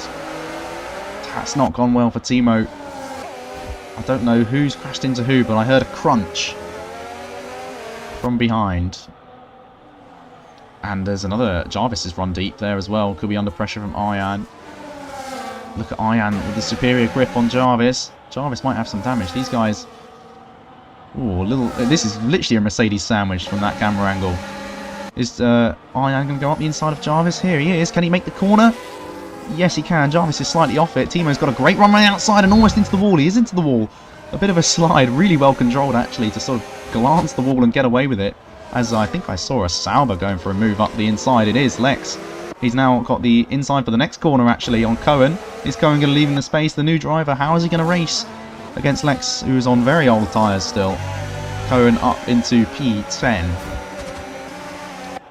And let's go back on board with Quill. Past Callum Morris way before the DRS would be opened if it was able to be. And next up for him is Luke Mills and Oscar McCracken, all very close. This is looking like a good strategy for Quill. He was down in 7th. He's up to 5th and looking at a podium. If it keeps going at this rate, as Timo's slightly off the track at turn 10. Ian gets through. Can Jarvis get through as well? I switched to the wrong camera. Ian is up the inside. And they arm through cleanly. Timo holds on to that position. Jarvis going to try and move up the inside of Ian into this corner. That's very tight. Ian leaves the space and good on him for doing so, but he's let Jarvis through in the process. As Villius is into the pit. 17 laps on the intermediate tyres was too much, and he thinks the dry tyres are a must at this point, I would have thought. For me, it's way too wet. So he might be going on to the inters again. He's gone on to the hards, but it's way too wet. It's way too wet. Look at the ground. Offline, it is way too wet. Surely, as there's a yellow flag. Is that Villius out the pits? Whoa, he's locking up. Out of the pit lane. He can barely control it. Is he going to do an Isaac Hadjar here on the formation lap? No, but he's got no traction. Surely those tyres were in puncture territory or he would not be into the box. Let's go back to Quill because he's got 2 cars in his sights now for that podium spot. So Timo and Lex are fighting again down the straight.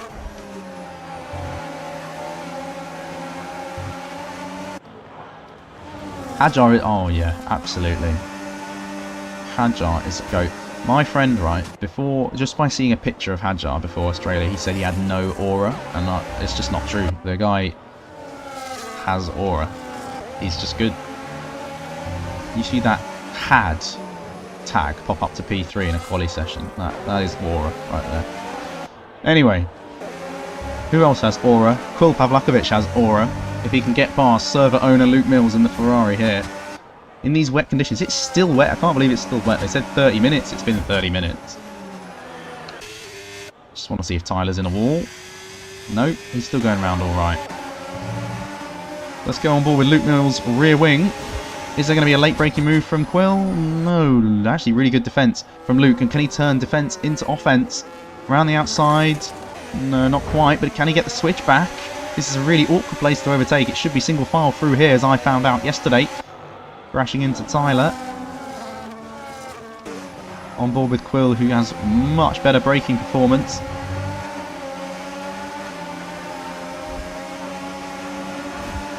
Sliding their way through the straight that is not a straight.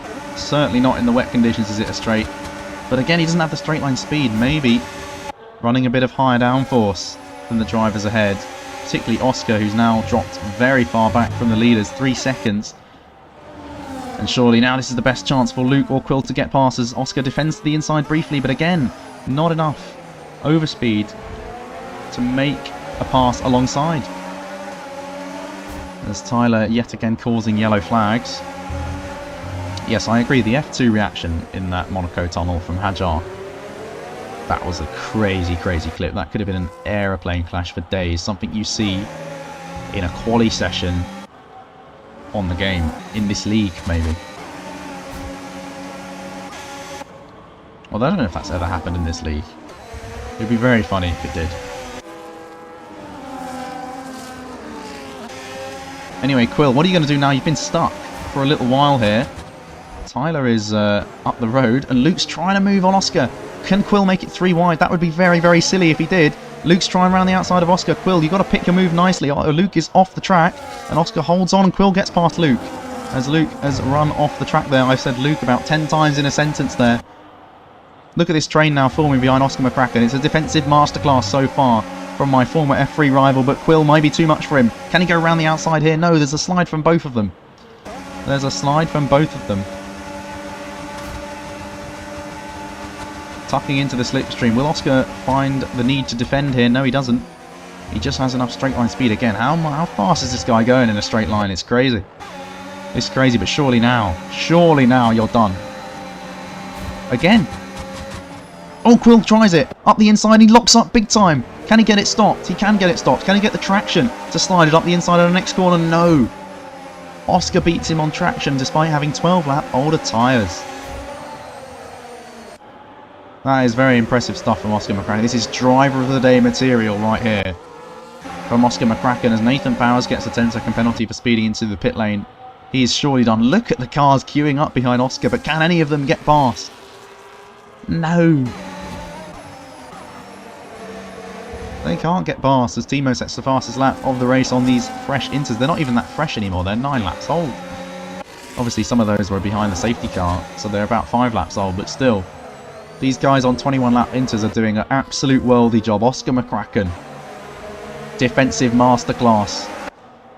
But how long can he defend from Quill, who's on 12 lap younger tyres? This is a risky place to overtake, and there's no room. Look at the cars queuing up behind him. It's absolutely insane.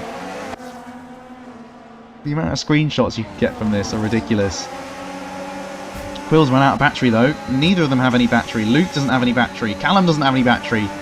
Matthew Bailey does have a bit, but I don't think it's going to be enough. Into the fast chicane again. It's still wet, by the way. It's lap 22. They said 30 minutes of rain. The track is not drying at all. I'm sorry for whoever went on dry tyres, but it's not been the right call. And I think Matthew Bailey has made a position on Callum Morris. Yes, he has. He's on the fresh tyres too. And in the back, it looks like Timo's now joined this party as well in 10th. Oh, Quill, you're up the inside of Oscar, but there was no room. He defended that position. And now these guys are almost 3 wide again. 2 by 2, Noah's Ark as Luke throws around the outside of Quill. Oscar defending to the inside. Look at the amount of cars in one frame here, one aerial shot. It's ridiculous. Luke Mills is trying to the inside of Oscar McCracken. Can he get past his rival? No, it's very controlled braking from both of them. Will Quill get a better run? They're all sliding all over the place now. It's greasy conditions.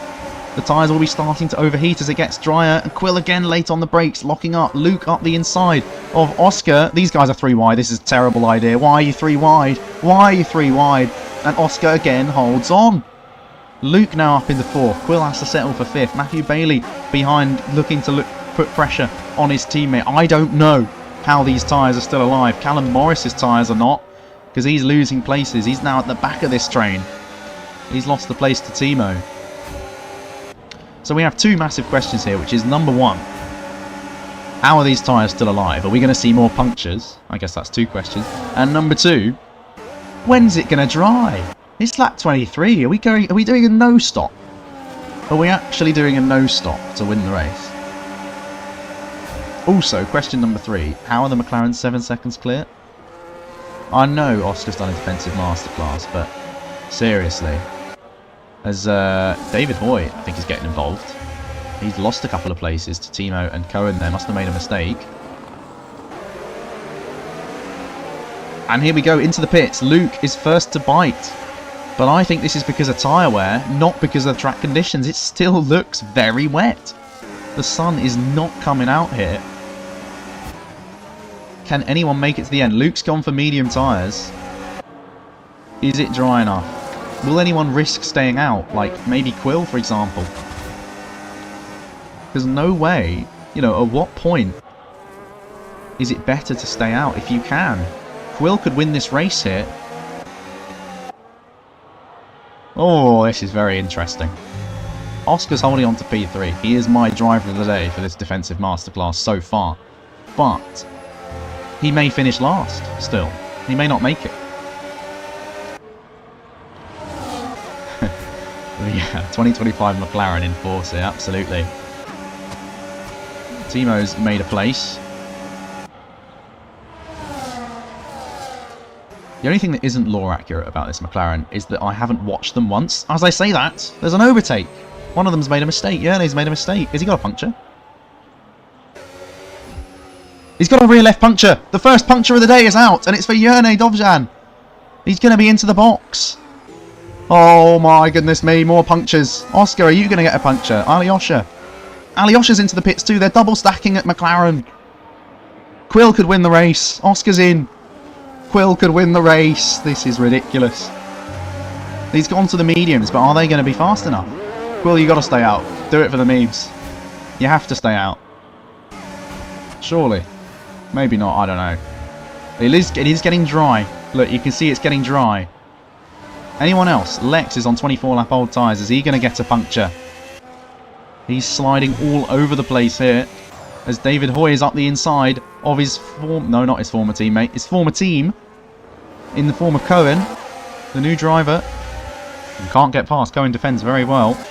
It has shuffled things up. What a race this has been so far. As Jarvis Coyd is trying to move. Maybe. Or had good momentum. Timo Games could win. No way. I haven't commentated on a Timo win. Someone I've raced for a very long time. Anybody could win this race. How are the mediums getting on? Alyosha, are you setting fastest laps yet? Oh, he's in the wall. He's nearly in the wall as we switch on him. They're definitely not faster. No way. Look at Luke. He's down in P13. He's lost out to Callum Morris. Oh, mate. If I did this race, I would be so far gone. If you think I'm... Actually, maybe I would have been forced to make the right strategy call, because there was no way I would make these tyres last this long. If Lex can do a no-stop on intermediates, he's automatically driver of the day. Where's Oscar? How's he doing? Can he keep it on the road? Nah, he's got no grip. He's got no grip. He's got no grip. So, Timo v Quill, it looks like, for the race win, and they're both sliding. Are the tyres starting to overheat now? Lex has made up a position on Aryan, who's on the... no, he's on intermediates. He must have made a mistake, because Lex is on 25 lap old intermediates. And he's made a position, and Luke's out! Luke's crashed at the final corner. We have a safety car with 4 laps to go. Villiers catch up. I want to see where Luke crashed. He did a Callum Lyons. He did a Callum Lyons. Villiers is going to go into the pits. Oh my goodness me. How many laps of racing are we going to get? 1? Can you even get 1 lap of racing? You can't write this. F4. Get everyone. Who's watching? Who's the poor sods watching F4 now? It's still Inters in their race as well. I think they're having punctures too. Yeah, they are. Oh, someone's in a wall in there in the pit lane in that race too. Mate, both of these races are insane. Why can't we have this in F2? This would shake up the field, give me a chance to get points, even though I just said I would be terrible at this race. Right, what's going on? Quill leads. Is he going to box? You can't box. You can't box. That's suicide if you box from the lead. Who could box and get away with it? Literally nobody. Oh, they are boxing. What do I know? Somebody stay out, please. For the memes. Oh, please don't hand this to McLaren. No, no, no, no, no. No, no, no, no, no, no. They're going on the dries. Soft tyres for Cohen. Are they going to come out ahead of the McLarens? Please come out ahead of the McLarens. Yerne pitted for Inters again, and it's now pitting again for dries. I don't know what's going on. How many stops has he made? 2. Oh no, I don't know what's going on. I don't know. Quill still leads. Okay, so maybe it was the right decision to stay to box then. See, this is why I would not do well in this race, because I would have stayed out for sure. I'm not giving up P1 with 2 laps to go. Not a chance. But it is dry now. Look at the conditions. It is dry, so maybe that is the right call.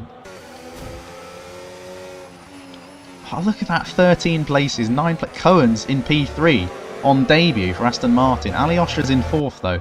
This is going to be one hell of a sprint to the finish for all these guys. We've got a mixture of softs and mediums. Softs will be, I want to say okay, but I can't even do a quali lap on softs, so what do I know? You know, Cohen does have a time penalty as well. Let's have a look at that. 3 seconds. 3 seconds. It was wet. Look how quickly it's dried just all of a sudden. Safety car is in this lap, and we will have 2 laps of racing. Hey, 2 laps of racing to go here. Hey, Aston can score points. I scored points yesterday in the sprint. And then in the main race, I finished last. So, you know, we move. Next week, I'm getting pole position. That's where my point's coming from. Pole position is coming. So, we're going to go on board with Timo at the restart to see when Quill judges this and when he decides to go. 2 laps to go. 5 drivers on softs. The rest on mediums. A mixed up field. And we are racing again. And Quill has actually caught Timo napping a little bit, it seems. Let's see about the rest of the field. What about Cohen? Can he mount a challenge? We head on to the penultimate lap of this race. It's finally dried after the rain stopped ages ago. What's happened to Cohen? He's lost places. He's lost places and Alyosha's up to P3. Matthew Bailey has let people through too. There's a front wing. There's a McLaren round as Cohen turns in on him. David Hoy is up to P4. In a kick Sauber. Why couldn't he do this for Aston Martin, for goodness sake? There's cars everywhere. There's cars everywhere. Alyosha is making moves. Jarvis is off into the gravel. He's losing places too. Let's have a look at the leaders. They've bolted away. They have bolted away. Who else is under pressure? Who else is causing chaos down the field? Alyosha's down to 6th. David Hoy is up to 4th, everybody. For Kick Sauber, what a day it could be for them. And another team down near the bottom of the standings. Callum Morris is out. I don't know where, but he's crashed. Callum Morris is out. He was having a great race as well. Possible Osama bin Russell. Australia does produce great racing as... Oh, look at these guys. There's 4 of them fighting for P6. And Alyosha's nearly into the wall again with a little tap from Lex and Matthew Bailey. Lex up the inside. Will Alyosha try the switch back on both of them? He gets one of them. Matt loses the place. McLaren down in 7 and 10 at the moment. Let's go check out the leaders though, because it's going to be Quill v Timo for a whole lap. 1 more lap to go in Australia. My voice is nearly finished. It's 8:40 PM. But have we saved the best of the race till last? A fight for the lead on the final lap. DRS is enabled for the first time in this race.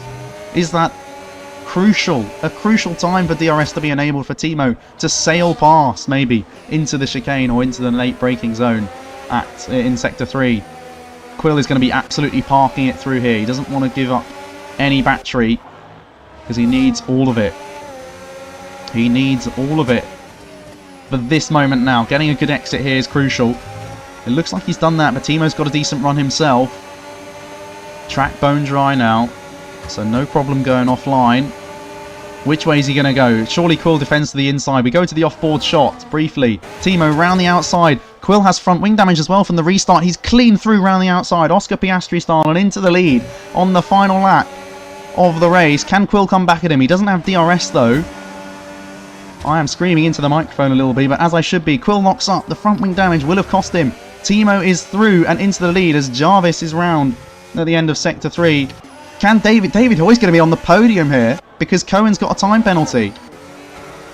But forget all that for a minute. Round the final corner comes Timo van Haften to win what has been an absolutely crazy race. The best race of the season by a mile. Quill Pavlakovic in P2. What's happened to David across the line? He misses out. What's he done? He should have had a podium, but Oscar McCracken steals it from him at the death. At the death. I don't know what happened. David, what have you done? I was going to have a chat to you on the podium. David P4, Alyosha P5, Cohen P6, Lex 7, Ian 8, McLaren in 5th and 9th with Yerne down in 9th. I mean, there will be reports. Alyosha not happy with the new Aston Martin. David not happy with himself. Luke not happy with the game. Quill's already in the interview room. He's ready. But we have to talk. We have to talk through the list. We have to see the podium because Timo has won. Round of applause. What a race. What a race. Hopefully I didn't shout your ears off. I'm assuming the mic, you know, dulls that. That is a thing it does, right? So yeah, Oscar's already in the interview room as well. Let's go talk to him very quickly. Let's get off this screen. What a race. Cleanest driver, Jarvis Coyd. I disagree. I saw him crashing into people. Anyway. Look at this. Timo wins. I mean, what a race. 11th to 1st. 14th to 2nd. Oscar gets on the podium with some brilliant defensive driving as well. He's still going to be my driver of the day, I think. I don't know. I don't know. There's the rest of your results.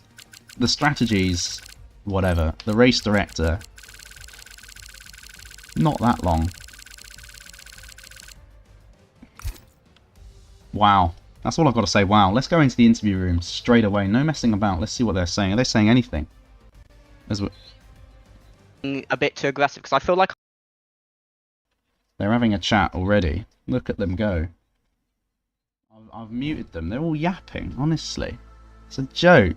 I get in and they're yapping. Right, now let's unmute we're them. yapping about how I got wing damage and had to take wing damage for the final third of the race. yeah. And it cost you the win, maybe I don't not. think so. DRS cost I you think the win. Timo's pace in the dry was good. I think, yeah, if I'm being honest, my pace in the dry, I think it's like actually really not that far off the leaders. But yeah, I think DRS is... I don't think there was much I could do. I think, yeah, Timo's also fast in terms of pace. I don't want to give you hope, but Timo might get reported. Oh. Reported? What's I mean, I might get... I have done a... Everyone's getting reported. I was aggressive that race. My defense was just... I was just absolutely just sitting in the middle of the road, not letting anyone pass. Yeah, your wings as well. I was running 10-2. I was running 10-2. Should we have some I order? my battery for being on in the final. I don't know what happened, David. You just gifted me a podium. So yeah, that was the... I'm so That was also, when I was trying to get past you, it felt like you were brake checking me on the full throttle bit. That's how slow you were. Right. Can we talk about, yes, Oscar, your defense? It's driver of the day worthy. You had 6 cars queuing up for like 10 laps trying to get past. And you couldn't as well because it was so wet that on the bit that is a straight that's not a straight, you guys were just sliding everywhere. So you can't go flat if you're in dirty air. I know, none of you could go I full could throttle. go flat the whole race. Yeah. With overtake on. Yeah. It was a bit ridiculous, yeah. Um, Okay, saying Stephen? Yeah, no, I was just that was incredible. You are my driver of the day, probably, because that was incredible defense. How close were you to getting a puncture as well? Because we saw a puncture for the McLarens. I pit on 79. I'm not risking what happened last week in Austria again. So, and yeah, I was. What about the choice to stay out in the first place? Because I didn't know what to do. I told them to pit for dries, and that didn't go well. So. Yeah, well, I mean, I saw the top 2 not pitting. I was really debating it in my head. I said 5 minutes to chart inters, and I was like, if I pit, I come out like I think it was 6th. I would have come out, which is. I think I worked out that if the person ahead of me boxed, they wouldn't have lost a single position. Yeah. Yeah, Callum Morris. I thought he should have boxed. Yeah. I wasn't sure. I mean, yeah, hindsight. But yeah, I mean, I don't know how I still got that result given how modded my race was on about lap 24. You're welcome.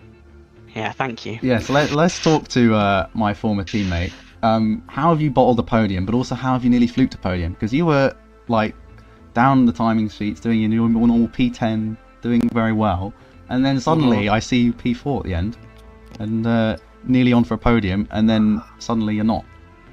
To be honest, I thought it's probably best not to get a podium in F1. So we'll do a little, we'll slow down at the end. But no, most of it was a lot of people decided violence was the word of the day, and I kind of drove past those guys. And then I think when everyone caught up to the guys who'd originally not boxed, there was mild carnage, but I think honestly just getting through the bulk of the midfield safely got me what I needed. So it was pretty cool. And any difficult strategy decisions for yourself? Like, you obviously pitted for the fresh inters, which was the right call. So yeah, was that always going to be the case, or did you have to think about it a lot? I mean, I had a subtle advantage of there being a decent air gap sort of immediately in front of me, so not only could I react to what other people were doing, but you know, I wouldn't have gained a lot from staying out. So that kind of drove me into the pits, plus I'm on a pad, so the tyre wear is just naturally crap. So I was just going to box regardless. I got the puncture last week, so I didn't really want to repeat. And we've seen Austria F2 as well. We know all about tyre wear being rubbish in the green machines, so yeah. Anyway, Quill, you are looking like you're going to inherit this race win, so congratulations, because everyone's saying Timo deserves a penalty for the Ian incident where they spun round. I do remember that now. Anything am I else? winner? Well, we'll see. Pending You'll find out in 6 days. So, provisionally, P2. It was my best. Can we point out this is my best qualifying in GRS since F1 23? Really? I was a bit I shocked to see that 14. you'd actually qualified in a position. Yeah. I actually qualified well, P14. Let's go. To be fair, the Let's gaps in go. that race were ridiculous in the qualifying session. A second between was- the whole field. Yeah, I mean Yeah, it was pretty that's close. got to be the closest F1's ever been. Yeah. Question for all of you quickly. Why didn't you try the medium tyres? They are the best tyre in the game in qualifying, as we all know. So get on them, 15.7. Yeah. Well, the issue is that if I honestly. took the medium tyres in the full qualifying, the only new slicks I would have had would have been hard. So actually I probably still would have come second. So on track. So it probably didn't matter much. Yeah. Anyway, Timo's joined. The man who may not inherit the win, actually. We've seen he has been reported, or will be reported, for an incident. But I want to congratulate you, because I've finally commentated on a race that you've actually won, provisionally. And it feels Thank great. How was it? The strategy looked very chaotic. It rained and was wet forever. So, how did you navigate it? Up until that safety car, my race was not very good. Spun like maybe 2 or 3 times. Oh, yeah. Took out Yeah, at the start you spun ahead of me and then you didn't go, so I had to suddenly brake.